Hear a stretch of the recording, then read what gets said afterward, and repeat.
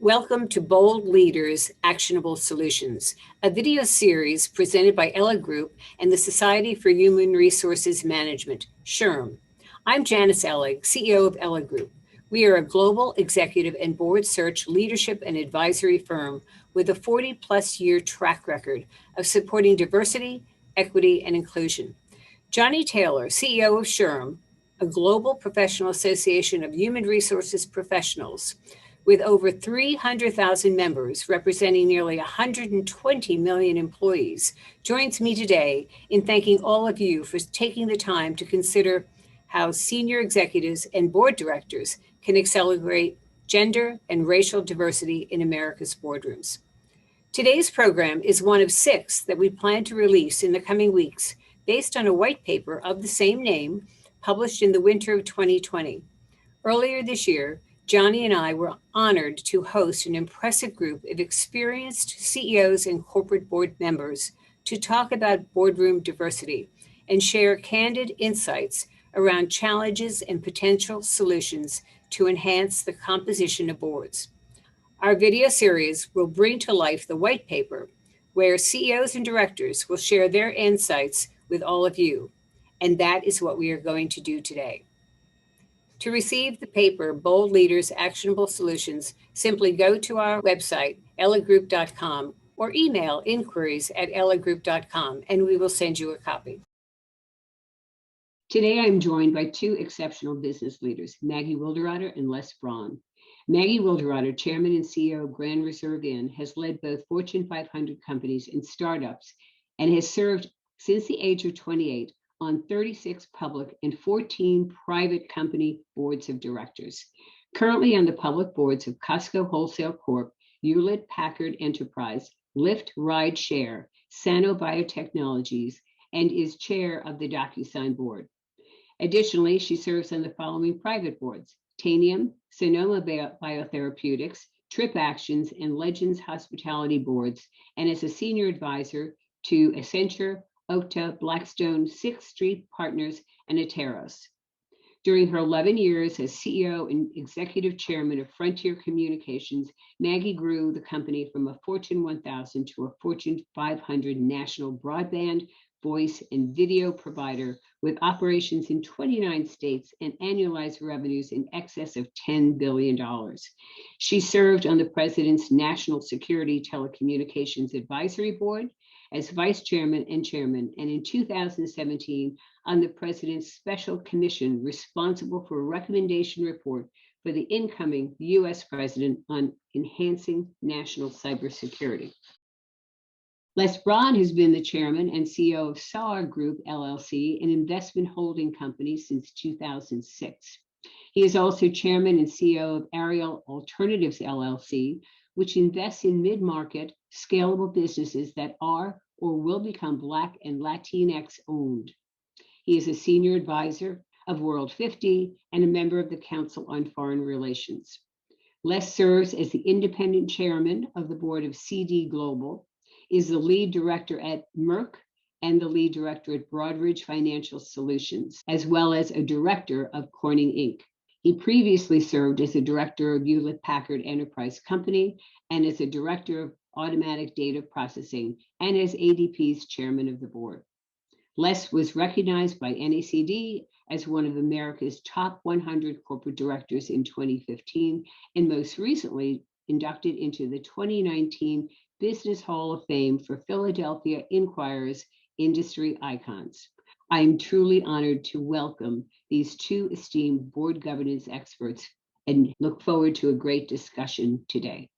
Thank you to our panelists, our 2 esteemed board governance experts, for joining me today. Maggie and Les, it's a pleasure to be here with you today. And I want to start off with, given this past year, and leaders have really risen to a playbook they never had in front of them before, unprecedented times. How has this impacted the boardroom in conversations and the dialogues you've had? You know, I think one of the challenges we've had at the board level and the C-suite level is the serendipity of not being able to see each other, read the body language, have these breaks where people can get together and get to know each other different ways. and brainstorm in a different way. We're a little bit more structured when we have to do everything from a remote perspective. I chair the DocuSign board. One of the things that we did this year with our strategy retreat is I was very intentional to make sure we could see all of the board members. And as we know, in any kind of a board setting, you usually have 6 or 8 members of the leadership team that also participate. And we made sure that none of them were on video or audio. They were in listen only mode. So the people on the screens we could see were the actual board members. And that made a huge difference because in a strategy session, you want that brainstorm, you want interaction and people to lean in. And it was difficult for us in the board meetings because you don't get to see all the board members. And so you don't really know how information is being absorbed or what they're thinking about or what their expressions are. So I know we've all had to do special things to make things work. But it hasn't been ideal because boards don't get together all that often like leaders do. You know, sometimes it's 5 or 6 times a year. So really having that opportunity to be together in person is very hard to replace. Yeah, I'd agree with that completely, Maggie. It's even further compounded in those instances where otherwise normal routine processes that would ordinarily take place in person are now being forced to take place virtually. In many instances, they're difficult to do virtually. So I think about board meetings where you're contemplating CEO succession, or if you're interviewing, C-suite candidates and doing that effectively on video, as opposed to being able to eyeball and catch the nuances that happen in a personal exchange, in-person personal exchange. It gets very difficult. As well, I think it's compounded the difficulty for us as board members to be helpful to chief executives in how to normalize the perpetuation of the culture of any organization in an environment where suddenly everyone is remote. That's a key point. You know, I hear this all the time in the searches we're doing, the culture piece and the vision and the camaraderie and the collaboration is just impacted dramatically by this. So let me turn to the white paper we put together, Bold Leaders and Actionable Solutions. And in that, Les, you talked about boards really need to police themselves in terms of refreshment. They really need to look in the mirror to see that they're bringing their A game to the table. How is this happening, particularly now? It's happening less aggressively than I might otherwise want, but I do think that it is the only sincere way for that to happen is to be able to do it on your own. The artificiality of retirement ages or tenure limits creates a circumstance where people inevitably stay to the bitter end. And that's not necessarily good for any board. As you and I have talked about before, Janice, and as Maggie and I have contemplated on many an occasion, you've got to bring a fresh perspective. You've got to bring a level of intellectual curiosity. You've got to bring your A game to each and every meeting, especially in an environment where even before COVID, the world was changing with a velocity that was fierce. And now with COVID, it's further compounded in terms of how fast the world is changing and how complex the decisions are that need to be made, and how those decisions really affect the enterprise more meaningfully than they might otherwise in the normalized circumstance. So I do think it's incumbent on boards to really police themselves, and it falls often as not to lead director or non-exec chair to really probe and have the conversations as and when necessary. Maggie, how have you seen that happening? You chaired many boards, and it's, Les is chaired and lead director, but how do you make that happen without term limits, age limits? I think judgment has a lot to do with it. Both your own personal judgment on where you're adding value and also the collective judgment. Are we getting the most out of the board? Are we providing the right capabilities so the company can be successful? I struggle with a one size fits all, right? Because I don't think any of us fall into one size fits all. So I don't think there are arbitrary ways that this should be done. In other words, term limits or age limits are arbitrary. It's not about, is that director still relevant and adding value? And I think those are the questions that have to get answered. And those are the discussions that have to take place between lead directors or board chairs, heads of Nom and Gov with individual directors, and to get a sense of where the company is headed over the next 3 to 5 years. Are the people that are on the board still relevant to help that company be successful in navigating that change environment? So one of the things I think is good is using guidelines. I know for several boards I sit on, when you join a board, the expectation of the CEO and the chairman to that specific new board member is, we're looking for someone that would have an average of 10 years on the board. It could be a little less, maybe it's 8, maybe it's 12, depending on where the company is, but that's the level of commitment we're looking for. And I think by setting a guideline for folks to understand what the term would be, but not set in stone that, on year 10, on your anniversary, you hand in a letter of resignation. It would really be more about setting expectations appropriately.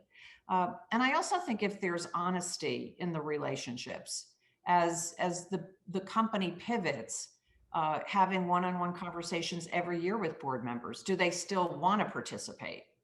And are they still relevant in their participation? And if you're not seeing that, to be honest and have a conversation about it.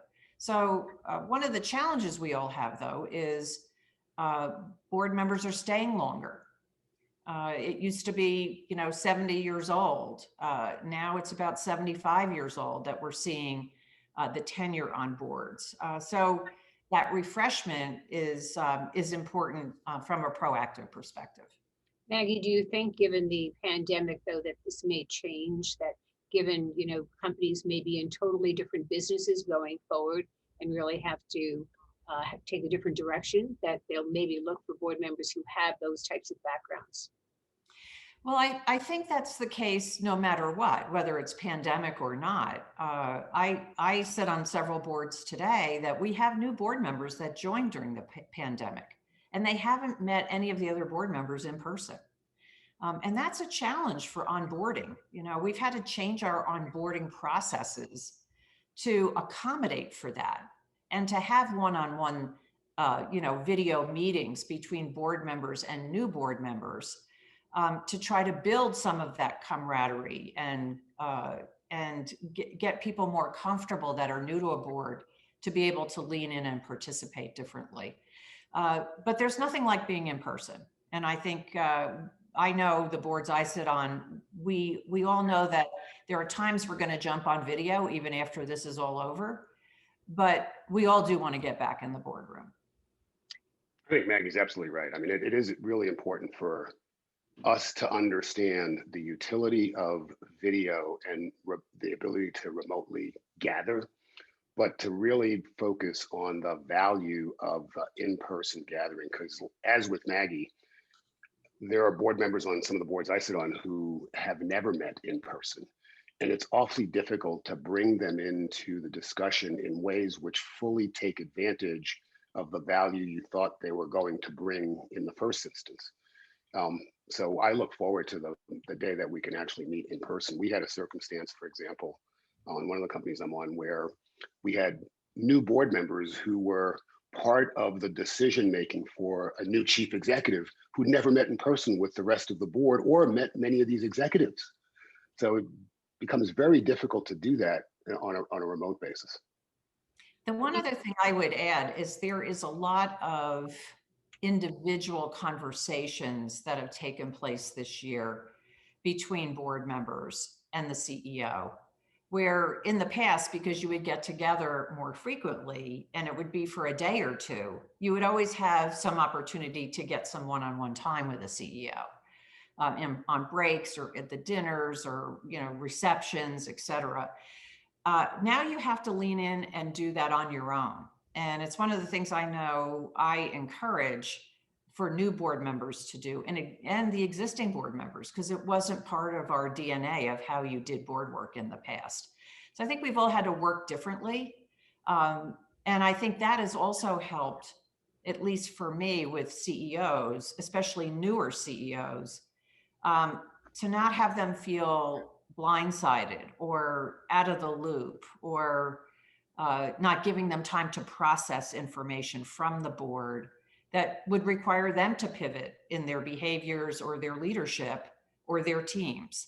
So I do think having that patience, leaning in, positioning conversations as, what do you think about this? Or let me give you some feedback and would love your thoughts on it. So it's a little softer touch too, I think you have to do when you're remote. But you do have to be very deliberate, don't you, in terms of making sure that, you do reach out to the new board directors or the new CEOs, because you don't have that informal time as you did when you're in person at the board meetings. So Les, during the onset of the pandemic, you brought on new board members, like March, April, to Merck's Indeed. board, right? Indeed. 3 women, right? 1 diverse. And you have now 6 women out of 13 on your board.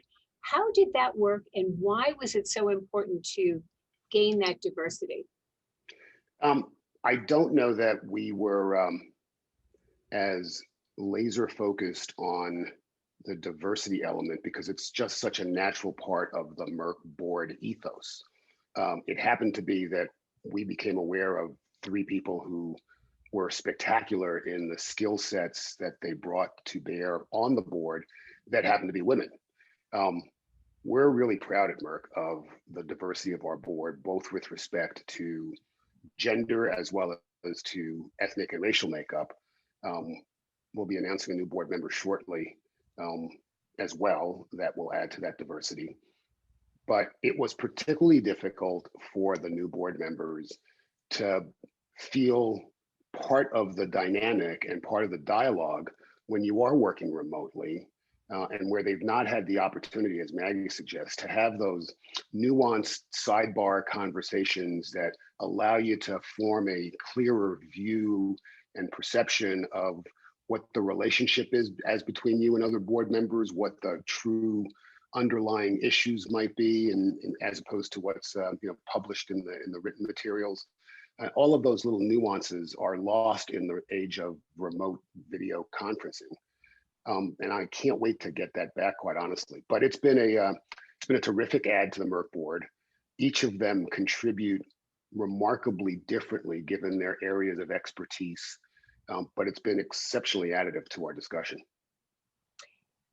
I'm going to turn to the diversifying the board and how that's working. And Maggie, you have been on 36 boards since the age of 28.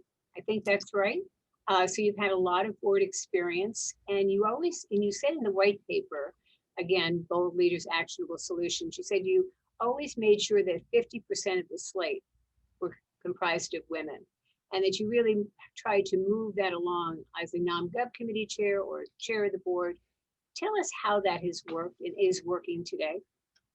So, Janice, I've sat on 37 public company boards and 14 private, so over 50 boards in my career. So, and I went on my first board very young, at 28 years old. So I've always weaseled myself onto the Nom and Gov Committee if I feel there needs to be more diversity on the board. And I also think when we model good governance behavior and strategic capabilities and helping companies proactively, what happens is other board members start to say, wow, this is value added. Having more of this on the board is good for our business. It's good for our discussions. It's good for our decision making. And, I always brought at least one more woman on the boards of all the companies where I sat on the boards as the only woman. And I would never leave a board unless there was at least one other woman on that board. So I've always been big at using one hand to push myself forward, the other to yank another woman behind me. And also, people of color, too. You know, it's having diversity on boards, I believe, creates more value. And just an example, when I went to Frontier as CEO, I was CEO first, and then within a year became chairman of the board. And in the first 18 months, we had a 12-member board, all men. I basically proactively replaced 60% of the board in the first 12 months and 10 of the 12 board members in the first 2 years. And we had a board with 50% women, two people of color. This is, you know, this was a long time ago too. And what happened is we took the business from a sleepy rural telephone company at about 700 million in revenue to a voice, video, and data business with 12.5 billion in revenue. And that transformation wouldn't have happened if I didn't have the kind of board I had. And I also had 50% of my leaders in the company were women, of my direct reports. So if you added me to that, we had more women than men in terms of the executive leadership team. And the last year I was CEO, we had an 85% TSR, the highest in the telecom industry. So it is good business. I want to bring up a comment that actually Ken Frazier made when he was asked by Andrew Ross Sorkin, does diversity, particularly women on a board, really make a difference? And Ken fired back, well, we've never measured homogeneity. So, you know, it's like, now you want to measure if women make a difference. So they're always looking to the bottom line, the business case. And, you know, we've got Credit Suisse Research Institute, Peterson Institute, Deloitte, McKinsey, all saying better financial performance. But Les, let me start with you. Is there better financial performance? Can you look to that? Is there more reputation? Do you become employer of choice? What are those benefits that diversity really brings to the board? I think you're highlighting a number of them. The employer of choice element is really important in attracting the kind of talent you want to the organization. The best and the brightest across the full panoply of diversity, gender, ethnic, and otherwise, are going to look to those sorts of metrics, especially the younger generations for whom mission-driven work and having a sense of belonging is more important than it might have been in years past and generations past. I take the page out of Maggie's book in terms of trying to do very much the same thing in adding people who look and talk and think like me, perhaps, onto the boards that I'm on. I think women have done a spectacular job, still inadequate, but a spectacular job relative to other diverse groups, minorities in particular, in being able to advocate for themselves when they're on the board. And I don't know exactly why that is. I can surmise a couple of different reasons, but no scientific data to substantiate it. It's been a bit more difficult with respect to Black participation on boards, because historically in the past, you know, you were sort of invited and you had a sense that in some instances, at least, you were being invited to participate on the board because of your color as much as your business acumen and skill. And in making any further noises about adding to your number, particularly as a Black male, you can often be viewed as the angry Black man pounding the table. Women have set the bar much higher, much better than we have. And I'm sort of following in that example. The point that Maggie was making is spot on. With her at the top of the house, it would not surprise anybody to see that a number of her both direct and indirect reports would be women, because they're attenuated to the value that that cohort could bring to the endeavor. Unless and until there are more minorities in those situations as well, you won't have that uplift that you can get oftentimes with women executives at senior positions, who tend to bring a following with them or are viewed as better role models for women entering those situations. And so they see a career path that oftentimes is absent for ethnic minorities, particularly Black folks. I will say it's been interesting to see that since the advent of COVID, which has made the world broadly more empathetic, and the murder of George Floyd, since June of last year, there have been 116 new board positions on the Fortune 500 that have been minority board positions, particularly Black. the notion of we don't know where they are, we can't find qualified candidates has certainly, I think, been put to rest because miraculously these folks appeared. That's true. The pipeline is there. Go ahead, Maggie, sorry. Yeah, I was just going to say, Les is, I think, being very humble in terms of what he's saying. We had the privilege to sit on the Hewlett Packard Enterprise Board together. And I chaired audit, Les ran comp, you got Pat Russo, who's chairman of the board. And when I watch diversity, not just be cohesive, but to take leadership roles and to really transform how the work gets done. And I think in today's world, because the expectation of board members has grown dramatically in terms of things we're supposed to be responsible for, it opens up opportunities that it's not just about, I need to bring a CEO or an ex-CEO on the board. There's expertise with general counsels for governance. There's expertise, CHROs for human capital. There's expertise for go-to-market when you're trying to expand young businesses with leadership that has seen scale in businesses. So I think what's happened too is the pipeline has opened up because of the work of the board. And it's not just relegated to, CEOs or presidents or ex-CEOs or folks that have already sat on other boards. It's bringing in new talent and fresh perspectives. And I think that's only healthy for companies to grow. And Les's point about attracting talent is a big one as well.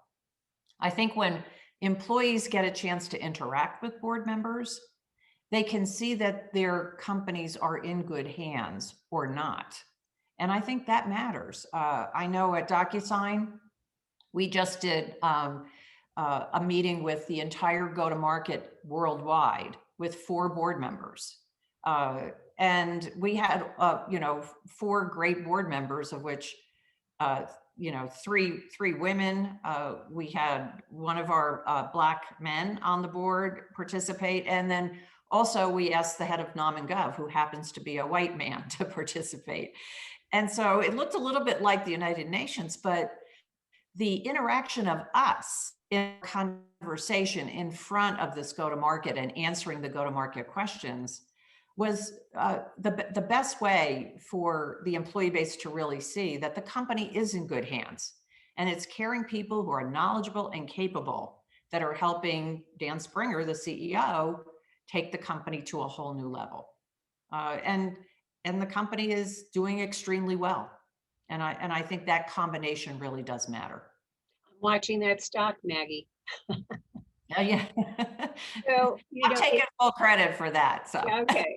Listen, if Maggie's on the board, I'm buying, so it doesn't really matter. She is. Any board she's on, I'm buying. Exactly. Right. It's interesting because you look at boards today and the researches that we're doing, they're saying, give us people who are really all around great athletes, may not even be in our industry, may not be in that C-suite, but are really hands-on and go to market. And also they're still working, so they're very relevant. So there's a real shift that we're seeing in terms of opening that aperture and therefore allowing more people of color and women and underrepresented groups to get on board. So you're doing it. My question for you both, though, is you are the powerhouses on your boards and you're making it happen, but still it's a little bit slow. I call it glacial, particularly when I look at just women.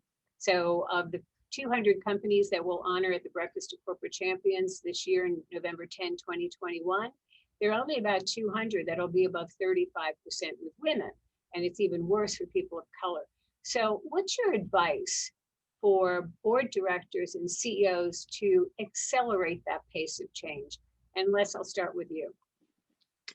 Janice, I think intentionality has everything to do with it, right? So it's got to be a conscious decision on the part of the collective and the leadership of that collective group of people to impose that requirement in how it is that they go forward and grow and change. Because unless they do that, the default is always, you take the low-hanging fruit, which is always someone who through your own network, which is someone who has prior CEO experience and may have been retired for any number of years. I think Sarbox began the change of that orientation from the notion of retired CEOs being perfect board members to the point that you were making, which is this breadth and diversity of skills that are now required and perspectives. And it is best available athlete, especially for larger enterprises that are looking for ways to accelerate growth, which becomes more difficult as you grow, and looking for those little nuanced differentiators in their go-to-market that come from the perspectives of people who are not necessarily in that business. And so we're very keenly focused on stating the goal and making it intentional and executing to that goal. Maggie? I would say a couple things. One is you have to make bold moves. Boards have to be courageous to transform. It's very easy to just keep everything the way it is. So you do need disruptors on your board who can help lead that transformation. I think you have to press for excellence. We have to look at our boards, not through rose-colored lenses, but through the reality and say, this isn't checking boxes here. We need the best to help this company be successful. And we have to own the different work that needs to be done. And we have to look at what that work is and do we have the right expertise to make it happen? And there's lots of diverse candidates that can do the work. And there are great men too, white and Black, Latino, and we need all of them. We need diversity in all areas, not just men and women. And the last thing I would say is it's okay to expand how big the board is to bring on diversity and have a very planned changeover. Yeah, it's okay to have boards be bigger for a year or two, which also then gives the opportunity for people to retire appropriately. So don't be afraid to be inventive in terms of what that structure of the board looks like. And I do think that you're seeing boards experiment more with that. The last thing I'll say is a lot of private companies have very small boards, and it's usually investors, right, and founders. And I do think that we can accelerate as companies, a lot of them go public, have to expand those boards. And they're all looking to do so with diverse candidates as well. That's new over these last couple of years. And I think that will make a big difference too. Yeah, and the only thing I would add to what Maggie has said is that it really is important for boards to do this with that level of intentionality and consciousness, because otherwise the institutional investor community will impose something on you that will otherwise be imperfect. You witness what's going on with respect to California. Other New York State is starting to make some noises around that. You've got NASDAQ with its requirements. Goldman Sachs is now saying they won't take a company public without. So why wait to be forced into something and appear reactive when, to Maggie's point, you can be intentional and innovative and proactive in thinking about these things before you get to that point where you're having a finger pointed at you. Well, you are both bold leaders and you're taking actionable solutions. And I hope everybody listens and follows suit in terms of what you have done on your boards. And I can't thank you enough for these great words and insights and you being very courageous in terms of what you're doing today. So Les, Maggie, thank you very much for wonderful insights and the actions that you're taking.